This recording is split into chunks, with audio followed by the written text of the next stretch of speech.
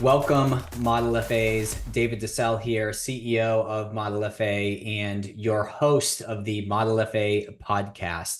And our guest today really does not need an introduction. He is an absolute legend in our industry. But I want to help set the stage in the event that you've been living under a rock for a little bit and you do not know who Joe Jordan is.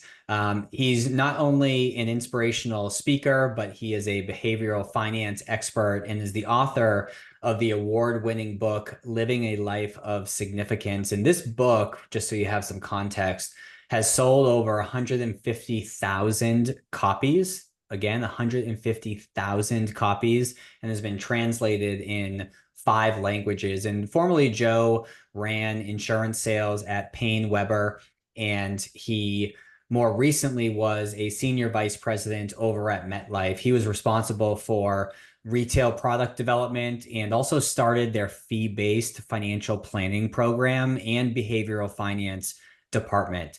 He is also the founder of the Insured Retirement Institute, formerly known as the National Association of Variable Annuities, and has been featured on the cover of Life Insurance Selling magazine. And for 3 consecutive years, he has been honored by Irish America magazine as one of the top 50 Irish Americans on Wall Street. And lastly, he was inducted into the Fordham Football Hall of Fame and has played rugby for the New York Athletic Club for 30 years. With that said, Joe, my new friend, welcome to the show.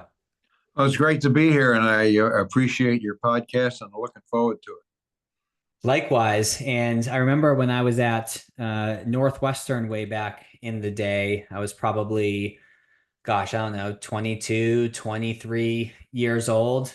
Saw you on the main stage there. So it's pretty cool and pretty surreal that I have you one-on-one after you're in front of about 10,000 people at that point in time. So I appreciate your time that you're spending on today's show.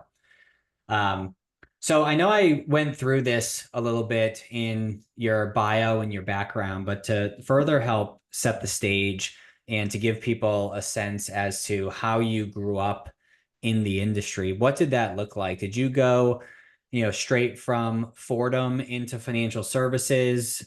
Were there some steps in between? Like, help us understand a Sure. young Joe to where you are now. Not Well, saying that yeah, you're I not mean, yet. I mean, that's a great question because I was actually started in financial services while I was still at Fordham. Um, I was a Catholic big brother. I grew up without a dad, so I volunteered that, and one of the board members was a ex New York Giant football player. So that was my other religion. So he said, "You should do this," and I said, "Yo, I guess I should." So that was all of the inspiration of it. Even though growing up without a father, one would think that would be the thing. So that's how it happened, and so that's how I got into the business, and then uh, this is in the 70s. So I graduated in 74. And well, it was neat. What I didn't know about prospecting, because the campus during school year, everyone's there. And then the summer comes and all of a sudden there's nobody there. So you learn that lesson. And then the other thing was that this is around the time everybody was saying, people in the insurance business used to be really looked up to, but then everybody wanted to be stocks and bonds, and beginning of the baby boomers rocking out. And so that's where I left and went to Payne Weber, and I wasn't the best insurance guy in the world, but I was the best one at Payne Weber. And for those who don't know, by the way, we really need to explain that, because a lot of times they get in front of these young, they have no idea what the hell it was. Payne Weber was like a smaller Merrill Lynch. It was a wirehouse on Wall Street, stocks and bonds. There are a ton of companies that no longer exist that were there. So, I went over to the dark side, people would say. So I did that, but I learned a lot in terms of, how that business worked. And then I went to Met and I built their annuity business to start. And the good thing about it was this was around the time, when I first started, everybody stayed in their lane. Insurance people sold insurance, and stockbrokers sold stocks and bonds and mutual funds, and banks did banking. Well, I was there around the time it was starting to come together. By the way, it had nothing to do with taking care of client needs. It had everything to do with diversifying revenue streams, and finding new revenue streams. So that was the business case for it. So having been at Payne Weber, but having been a life insurance person, I understood the mentality, and I understood that for the most part back then, insurance people were income gatherers. They weren't asset gatherers. They didn't ask people for $100,000 before. And some of these people were very successful. It was very traumatic to do that, and I understood that. So they kept importing people from the outside, and it never worked out. I was the first kind of outsider that made it happen. Not because I'm so wonderful. I had some good people who brought me in, but that was the lesson that I learned. And so I think what that allowed me to go from life insurance to Wall Street to insurance companies. I had a very broad perspective of what financial services was like, and I really didn't like what I saw.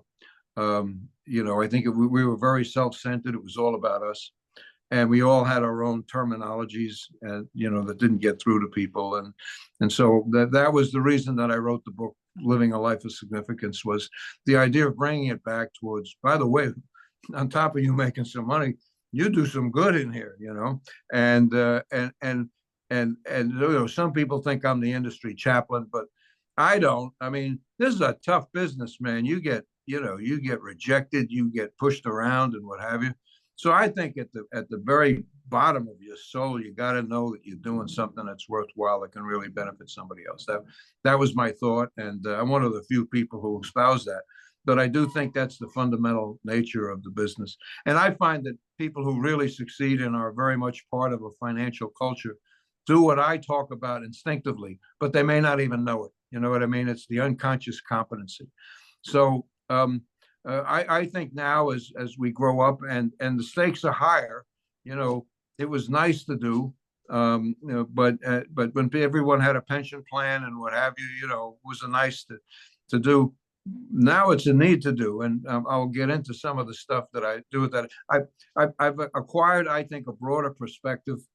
Sometimes it's too much inside baseball, when we sit down and talk about, our business and what we do. But I think I'd like to bring a broader perspective about what's going on out there and how important it is of what we do. All good stuff. And before we get into the topic for today, Joe, which for everyone listening, we're going to be talking about purpose-driven retirement planning. But before we do so, I'm more curious than anything. You speak at a lot of the main stages throughout the country, perhaps even in other countries as Yes. well, and throughout the world. And I'm curious to go back to how did that door get opened for you or by you to get on the speaking circuit? Because not only do you speak throughout the world, but you get paid pretty good money to do so. How did that specific side of your journey get started? Well, I didn't know I was instinctively a pretty decent speaker, communicator. I was less of a mathematician, because I was doing product development, and usually that's an actuary, especially at MetLife. That was there, but I wasn't. I just used common sense. So I was coming at it from a different perspective, and then I found the real strength I had was the ability to communicate. So a lot of times, and I don't mean this the way it sounds, but a financial guy gets up in front of a group of salespeople, and it just doesn't happen.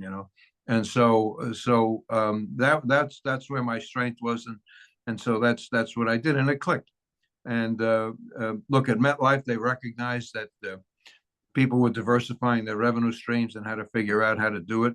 And that's where I kind of fit that niche. And then over time, as time progressed, I began to think more about that and started to go in that route. And yeah, I have to tell you, when I started in the business, there were all of these people who got up and spoke about the importance of what we do and all that stuff. That's gone for the most part. So, I'm like a voice in the wilderness at this stage of the game, and I intend to keep doing it. So that was it. I had this proclivity to speak well, and that's how it happened. Cool. So, and we can take this in a bunch of different directions, but when we think about purpose-driven retirement, one of the things that we had discussed when we had our intro call to kick things off, I think it was last week or the week Mm. before, there was this concept of uh, some folks retire to something Right. and others retire from something. And we just really connected on the idea of retiring towards something. Can you Um, help us unpack that a little bit? yeah, I mean, when you looked at it in financial services for most part of my career, and everyone from all of the different facets of financial services was saying our obligation is to make certain the person's financially secure, and then that's it.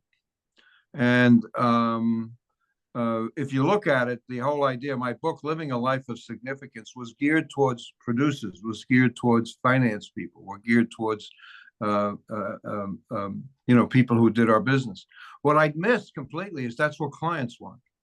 And so I think what you have to do is look at it from a broader perspective. And what I try to do is to back up and to say less inside baseball and more about what's going on in the world and what's happening. And so the perception that I had was simply this: people are living a lot longer now. Okay.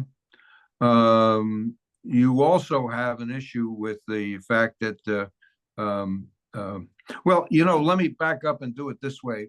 From a standpoint of change, change is the big thing that we always grapple with, and it's really pretty dramatic now.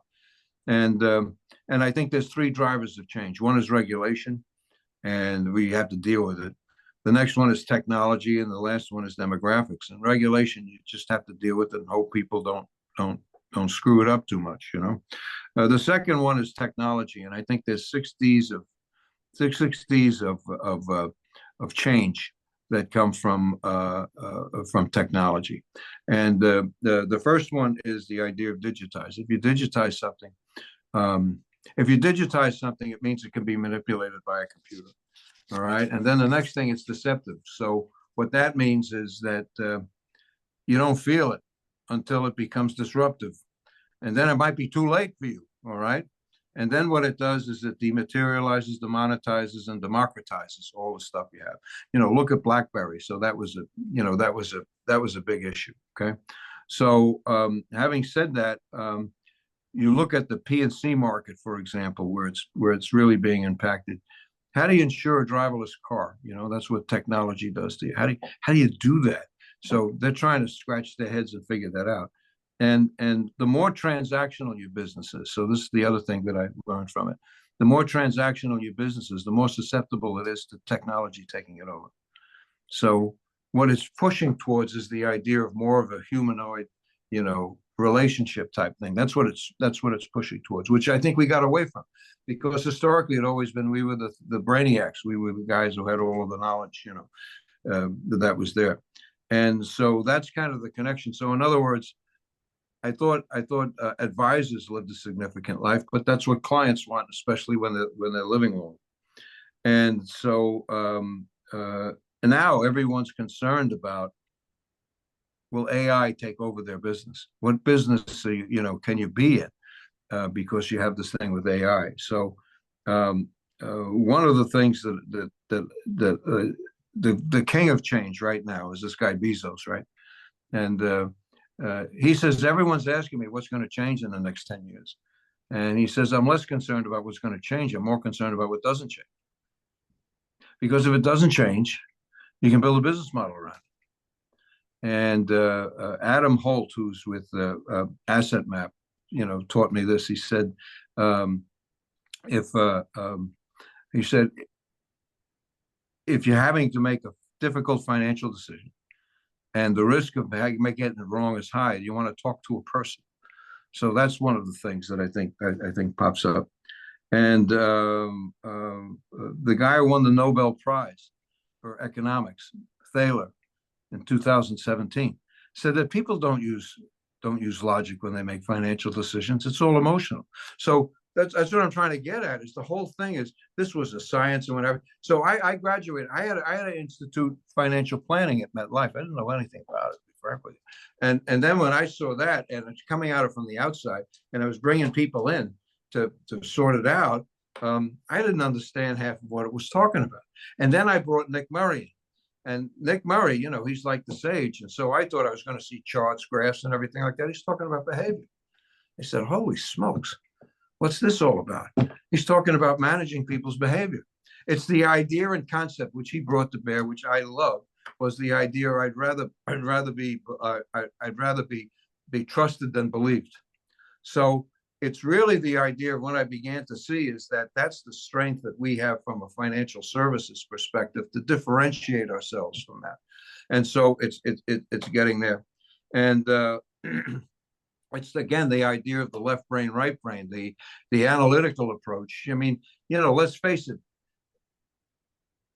the financial idea was that everyone uses logic and operates in their own self-interest all the time. Nobody does that, okay?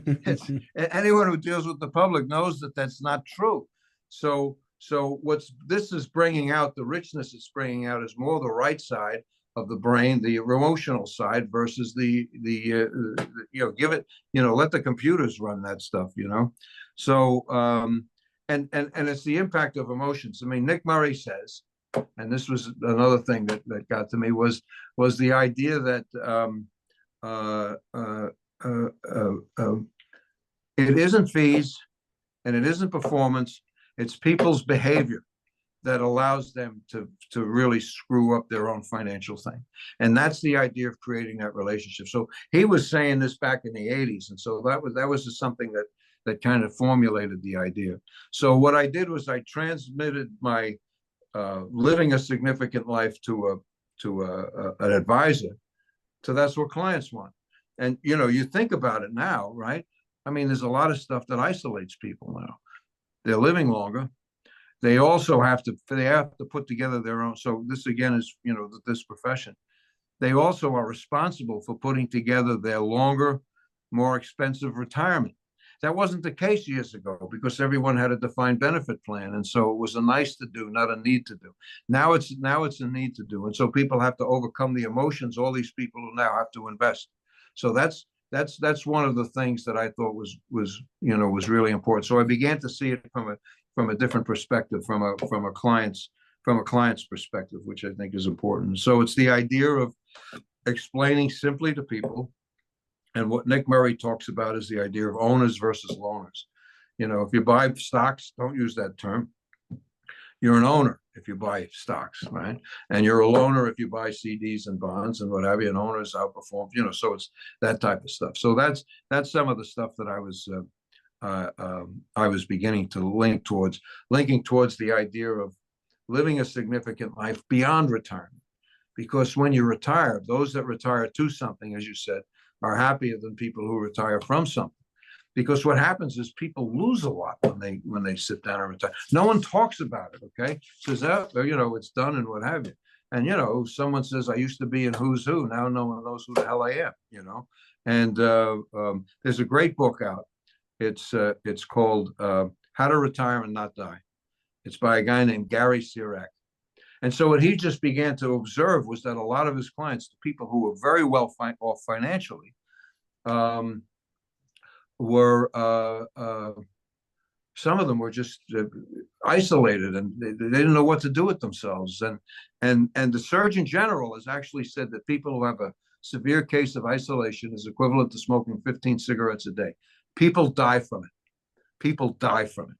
So that's the point, and that's the new great thing that we can do in our business, which is the idea of creating relationships and help people to prepare for what's going to happen, when they reach retirement. And in fact, one of the astronauts said it best. He said, "If you think going to the moon is hard, try staying home."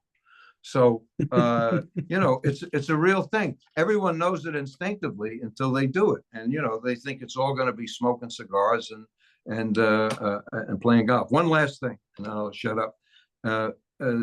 McKinsey report 2020 said this: in 10 years, advisors will gradually shed their role as investment managers and become more like integrated life wealth coaches. So that's a place for us to be in, and no machine can take that away from us. And that's something that I think we really need to do. Whew, that was great. Sorry. No, there's two follow-up comments that I want to make, and I want to sort of get your thoughts on these comments. And the first one is related to AI, and just so I don't forget, the second one will be about the life coach scenario that you brought up. So with Sure. AI, there's been a lot of folks in the industry that are worried that AI will take over our role as financial advisors, but as you put it, it won't. But where I do think AI plays a very important role is to help systematize and to help uh, automate a lot of the non-human components of the business to make you more efficient, that you can then utilize that free time to help more people and spend more human time with those folks. So I think AI plays a role in our industry, but that role it plays is to free up your time to spend with humans. And then we have a sort of outline of the different stages of a client relationship. And it starts off with a new client, right? They trust you with, coming on board and having you help with their financial planning and risk management planning. And then the next stage is a good working relationship. And that good working relationship is where a lot of advisors find that their clients sort of get stuck in. And what that definition is basically a client that trusts you within the scope of what you get compensated to do. You are their advisor and they interact with you within those lanes of financial advice. And then you have a loyal client. That's the next rung up, which that loyal client asks you questions and collaborates with you beyond the scope of what you're compensated to do, compensated directly anyways. And maybe they're asking questions about helping plan out not just their retirement based on the math, but helping plan out what they're doing in retirement, as an example. And then the final stage is a raving fan. And this is someone who you're super tight with, and they think of you as a partner in their life that can either help them with anything or has someone that can help them with anything that's on their plate. And not only that, but they can't help but scream about you in a good way to everyone that they're close with, because they want to see you win because you've had such a big impact on them. All that to say, and to connect to a point that you made, Joe, which is the integration of a financial advisor and life coach, in my opinion, is where you get folks to become loyal clients and ultimately raving fans. I think about the folks that I work with, and I'm not a financial advisor anymore. I'm in consulting that works with financial advisors, but the best relationships I have are because we hang out outside the scope of our arrangement, Right. and actually connect on a human Right. level and help them with other aspects than just their business. So I couldn't agree with you more that I think the industry is trending more towards helping people plan out what I call their third act, in Right. retirement. Because Coronas or cigars on the beach is fun for about 4 days, and then you start Mhm. withering away. Right. Well, actually, there's a group called Winged Keel. It's a very high end life insurance. They really dealt with the top, mostly Ivy League type guys and what have you. And I know the guy who started it, Campbell Garish, because we used to play rugby against each other. He plays for Columbia's fraternity, and I played for the New York Athletic Club. But anyway, he left the business because he started this thing. It's called the Third Act. And so all he does is help people figure out what they're going to do. And I got to tell you something. I wind up when I'm talking to reps about it, especially older guys. Yeah, I've been thinking about that. It's there. It's on the tip of people. You come up with a concept, and you always find pilgrims. That are there. And I did want to address one thing. I'm not saying you go away from AI. You're exactly on board. You will not be replaced by AI. You will be replaced by other advisors who adapt AI. That's where you'll get replaced, because you'll be that much more efficient and you'll do the things that you hate to do, and that will happen. So I believe that. So I just wanted to make sure that you knew that. So that's what I begin to see happening, and I think it's a natural progression because we have to grow up and be more human, you know? Yeah, and the other thing too is for the potential clients that are utilizing AI-based platforms to do their investing and financial planning. Cool. Those are the DIY style people anyways that weren't going to become a client of yours, no matter what you said or did. So if That's right. anything That's else, it right. just helps empower the people who weren't going to use you anyways.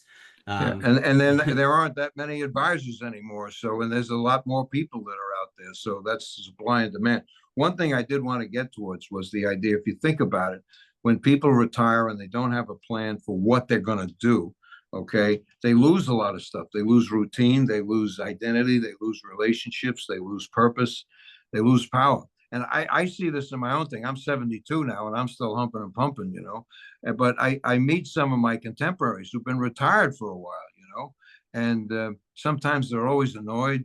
They talk about stuff that happened 9 years ago, like it happened yesterday, you know, and some of them are out there yelling, "Get off my lawn," you know, and so you just see it. So I think it's a natural for us to begin to branch out and thinking about helping people figure out what the next act will be.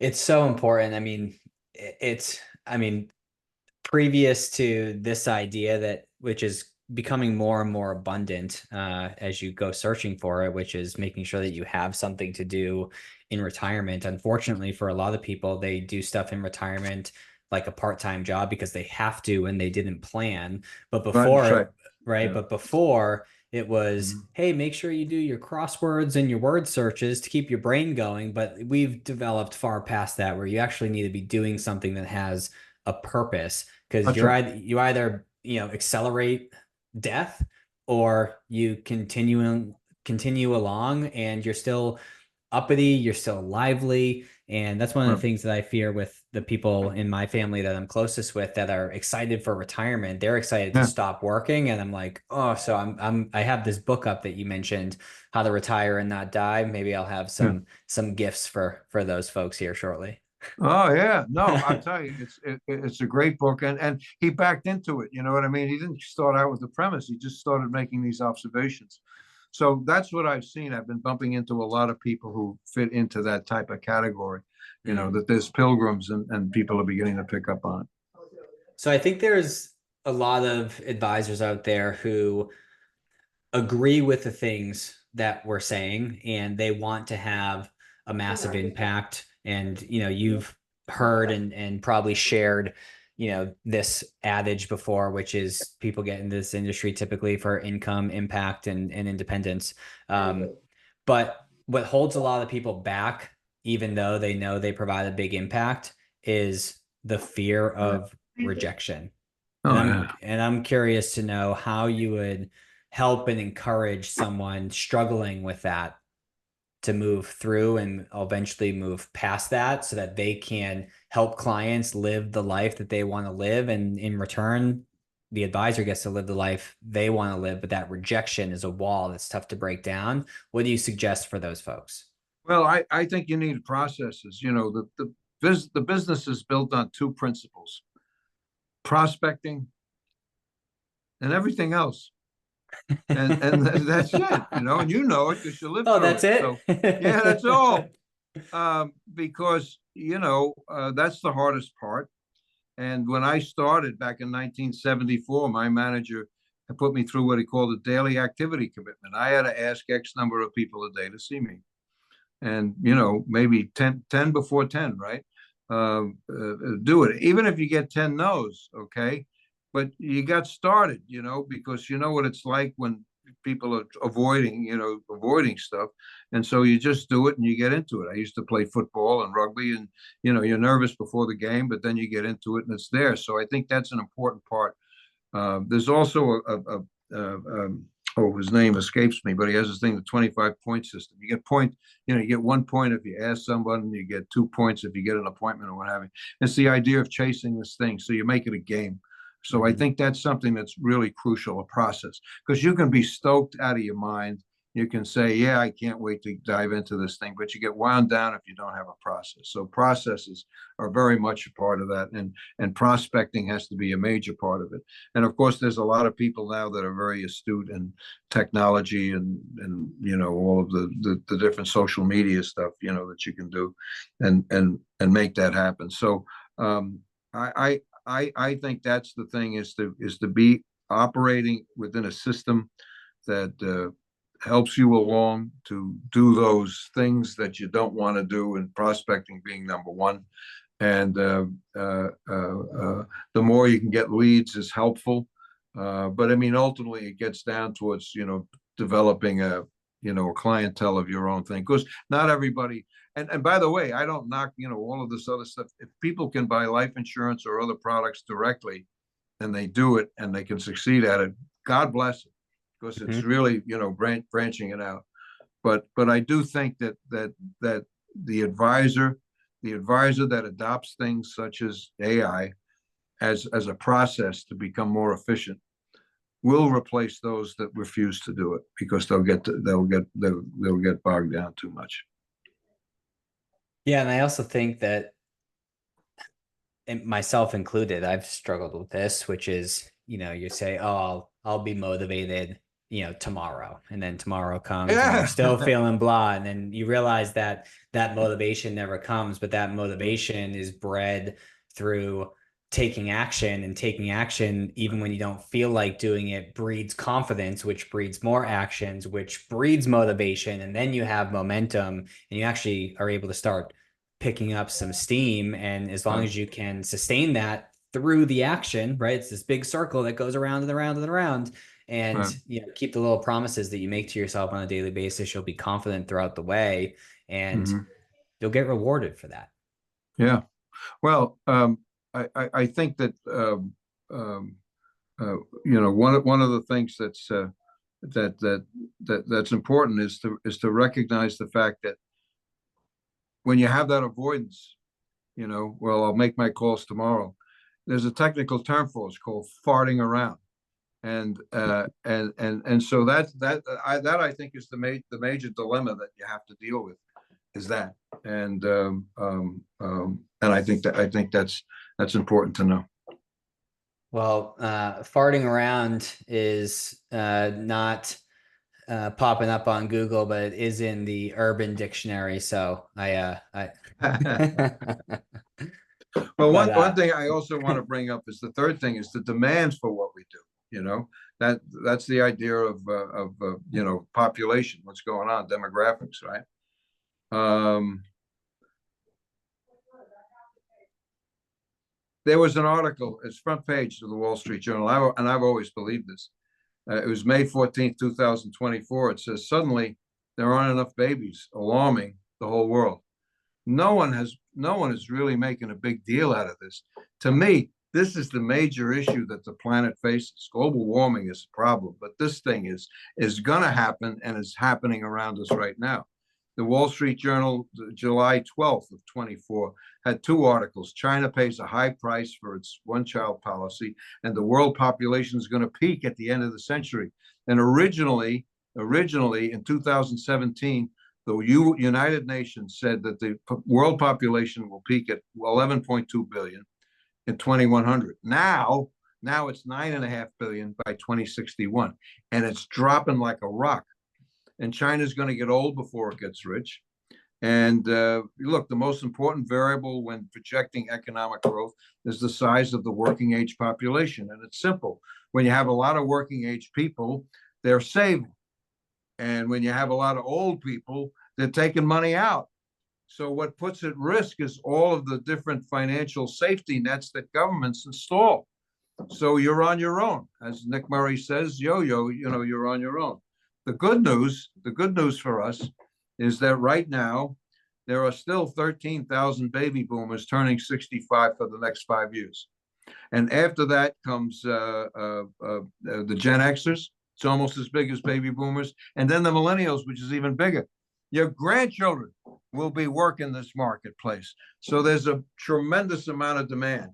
And I just think that's something that's really important to get out too. Those changes. So I can't think of a better profession than to be helping people in a financial situation.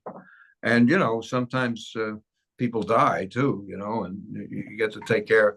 You get to take care of them, but to give them first of all the financial wherewithal to have a significant life, but then also to help. I think what's going to happen more so is that people will be helping people to figure out what they're going to do. I think is the future. Yeah, and the population thing is real in terms of dwindling. My wife and I Mhm. got married this past October. Don't have any Oh. kids yet, but we're practicing our hearts out, Joe. Well, everyone out there says you shouldn't have any more children. They said there's too many people. There's not enough people. That's Yeah. the point. I mean, right now, if you think about it, the UK and Canada's medical system is collapsing because there's too few people paying the premiums. And Hmm. that's a really, scary thing. Never So, mind. Never mind. Social Security is going to have the same issue as well. You oh, know. sure. They all will. So you got to take care of yourself. And that's what we do. Love it. Well, Joe, this has been wonderful, and this is a nice feather in my cap. Like I said, having someone like you on the Oh, show, being able to very spend nice.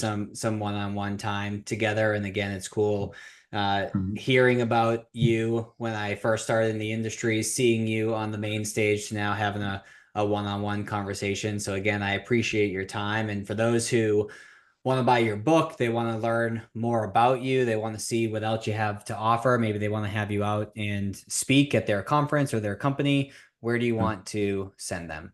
Well, my website is josephjordan.com, so you can, pick that out and do it, and that would be great. And I might even, refer to you to maybe you might want to have someone like Campbell Garish on to talk about what he's doing, um, because there's a whole series of things that are beginning to happen, and there's also companies. There's a group called it's what happens when you turn 70, man. You can't remember anything. That, They're it's like, not down in your notes. Come on, Joe.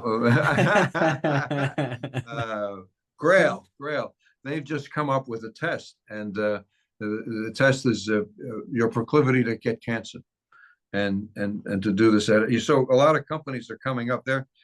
Grail is also connected with John Hancock and also the outfit that's in South Africa. Um, there's a lot of these things that are coming talking about the quality of life, Mm. and so I think it's an exciting time, and I do believe that the future will belong to people who not only make people financially secure but also connect on a personal basis. And the AI stuff, I'm not knocking it. I'm just saying it should be there to make you more efficient.